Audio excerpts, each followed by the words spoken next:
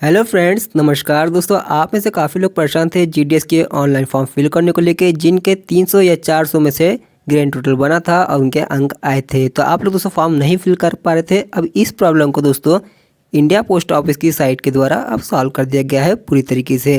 तो चलिए मैं आपको दिखा देता हूँ उसकी लिंक किस प्रकार से यहाँ पे आई है। तो ये दोस्तों यारी जो स्टेप रहती है आपकी, यहाँ पे अप्लाई करने वाली स्टेप रहती है लास्ट वाली।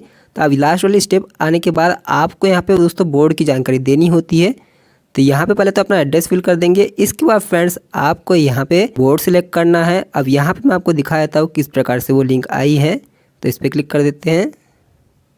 ये देखिए फ्रेंड्स, यहाँ पे लिंक आ गई है। Board of secondary education MP Bhopal year 2020 grade total 300। तो अब जिनके 2020 में 300 में से अंक आए थे वो लोग यहाँ से अप्लाई कर सकते हैं, और जिनके यहाँ पे 400 में से अंक बने थे 2020 में वो लोग भी यहाँ से अप्लाई कर सकते हैं।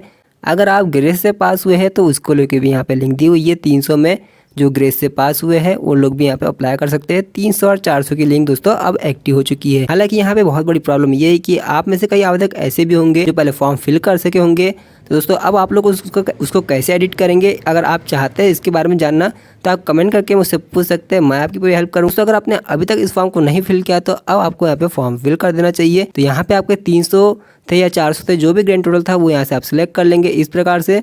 फिर अपना यहाँ पे आपको दोस्तों मार्क्स सिलेक्ट कर लेना है, और यहाँ पे सब्जेक्ट आ जाएंगे आपके सामने। तो सब्जेक्ट आपको यहाँ पे सिलेक्ट करते जाना है, और उसके आधार पे दोस्तों आपका यहाँ पे रिजल्ट बनेगा। तो यहाँ पे उसके बाद फिर दोस्तों सब्जेक्ट सेलेक्ट करने के बाद अपने अंक यहाँ पे डाल देंगे। आपके जितने भी अंक है उसको बिल्कुल ध्यानपूर्वक करना है। यहाँ पे आपको दोस्तों सुधारने का मौका नहीं मिलता, इसलिए एक बार में सही अंक आपको डाल देना है, और इस फॉर्म को उसके बाद ही आगे बढ़ना है। ये नहीं कि आपको यहाँ पर कुछ भी डाल देते फिर आप सोचेंगे कि आपको इसमें प्रीव्यू आएगा देखने के लिए, तो ऐसा नहीं होता।